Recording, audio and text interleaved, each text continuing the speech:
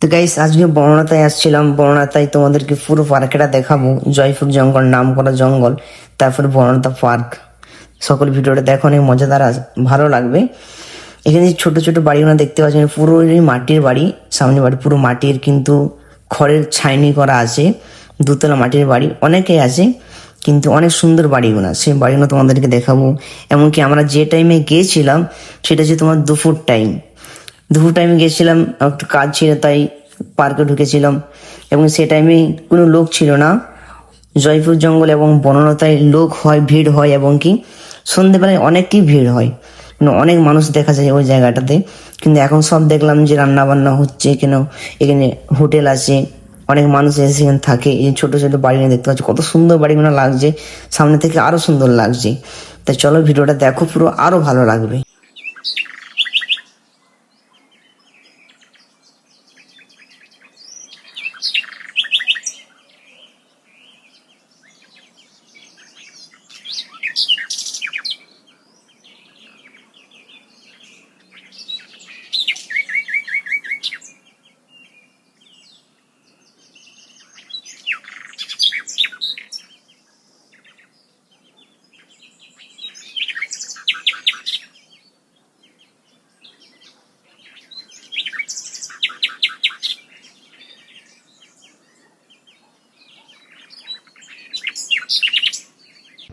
এখন কিছু নেই, যা হবে সন্ধ্যাবেলায় প্রচুর ভিড় হয়, প্রচুর পরিমাণে ভিড় হয় সন্ধ্যাবেলায়। এখন সব রান্না বান্না চলছে, সব পরিষ্কার করছে সবাই, এখন এইসব হচ্ছে দেখলাম যেটা। কিন্তু সন্ধ্যাবেলা কিন্তু প্রচুর পরিমাণে ভিড় হয়। জয়পুর থেকে আমরা বেরিয়ে গেলাম, আর এটা হচ্ছে তোমার জয়পুর জঙ্গল। তোমাদেরকে দেখাচ্ছি, এটা হচ্ছে জয়পুর জঙ্গল। এটা হচ্ছে জয়পুর জঙ্গল,